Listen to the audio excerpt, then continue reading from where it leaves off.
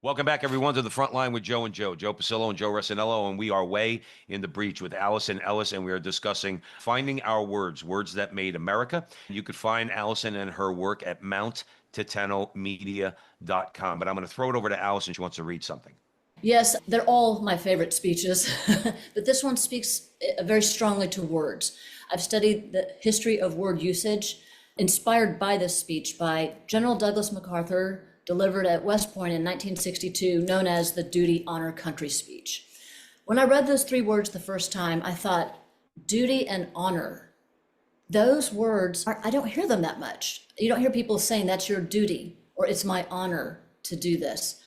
So I researched the usage of those words, and it turns out that, in fact, from 1850 to today, they're hardly used. So that means either the meaning of the word has changed or the concept is not in the public sphere. Well, let's see what MacArthur had to say about it in 1962. Duty, honor, country. Those three hallowed words reverently dictate what you ought to be, what you can be, what you will be. They are your rallying points to build courage when courage seems to fail, to regain faith when there seems to be little cause for faith, to create hope when hope becomes forlorn. The unbelievers will say that they are but words, but a slogan, but a flamboyant phrase. Every pedant, every demagogue, every cynic, every hypocrite, every troublemaker, and I am sorry to say, some others of an entirely different character will try to downgrade them even to the extent of mockery and ridicule. But these are some of the things they do. They build your basic character. They mold you for the future roles as custodians of the nation's defense. They make you strong enough to know when you are weak and brave enough to face yourself when you are afraid. They teach you to be proud and unbending in honest failure, but humble and gentle in success.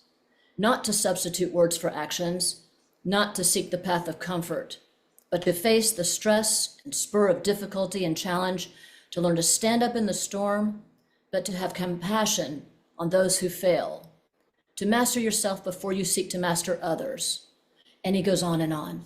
I think this is one of the most beautiful expressions of the meaning, the purpose, importance of words. Absolutely. Allison Ellis joining us here at the Frontline with Joe and Joe. So please go out, buy her books, Finding Our Words, Words That Made America. Please share this video if you're watching it online, X, Rumble, Facebook, and YouTube. Allison, see, this is why we're smart enough to know the difference between a speech like that that's meant to inspire and raise people up and the insipid nonsense that we see out there nowadays. But that's why you're doing what you're doing. That's why Joe and I are doing what we're doing. And the Veritas Catholic Radio Network and many, many people out there are saying, again, one more time, we're not on the defense. Time of defense is over. Okay, we're on the offense.